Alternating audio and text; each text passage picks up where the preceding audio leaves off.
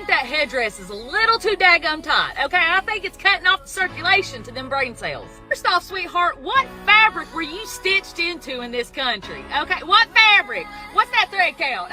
Correct me if I'm wrong, but y'all didn't start making a presence in this country until about the 1990s, okay? Quit acting like your people were sitting there when the Constitution was being signed. Let's humble that tone real quick. And furthermore, sweetheart, if you're feeling that patriotic pull for Somalia so bad, go book you a flight. Okay, Delta's got some deals. Cause look, honey, you're not that 8-year-old little girl anymore who fled with her family to this country back in 1995 for your safety and security. You're not that little girl no more. Cause look, you don't have a problem now being a whole grown-ass adult, standing on our American soil, degrading our country. You don't have a problem opening your mouth about that.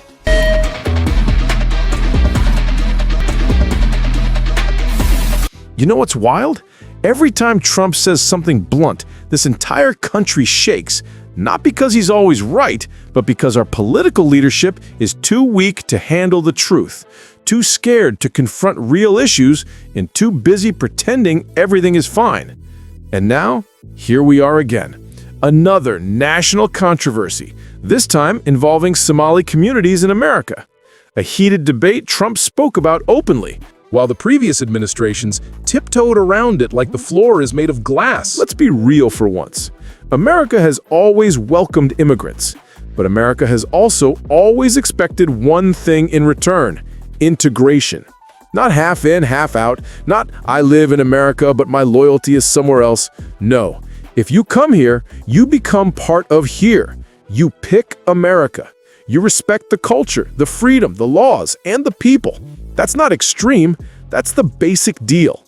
And right now, a lot of the tension is coming from the fact that some leaders are too terrified to say it plainly. Trump says it. You might not like how he says it, but he says it. Meanwhile, the previous leadership, they'd rather bury the issue than deal with it. And let's talk about the fraud cases, because pretending they didn't happen only fuels anger. Yes, a few individuals connected to Somali communities were involved in massive fraud. That deserves condemnation, not excuses, not silence. But here's the part nobody wants to say. Political leaders failed.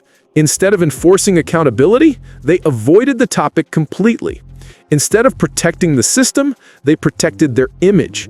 And that silence created more suspicion, more division, more frustration among Americans who feel ignored. But let's be equally clear. Crime is committed by individuals, not an entire community. Somali families who work hard, integrate, and love this country shouldn't be blamed for what criminals do. But they also shouldn't be used as political shields by leaders too cowardly to speak honestly. This is where Trump's name keeps coming back into the conversation. Not because he's perfect, but because he's the only one calling out the failures openly while everyone else whispers from the shadows. At the end of the day, this isn't about Trump versus Somalis. It's not about immigrants versus Americans. It's about leadership versus avoidance. It's about accountability versus silence. And it's about a nation that is tired of watching its leaders ignore real problems until they explode. America deserves honesty. America deserves integration. America deserves leadership that puts the truth above political fear.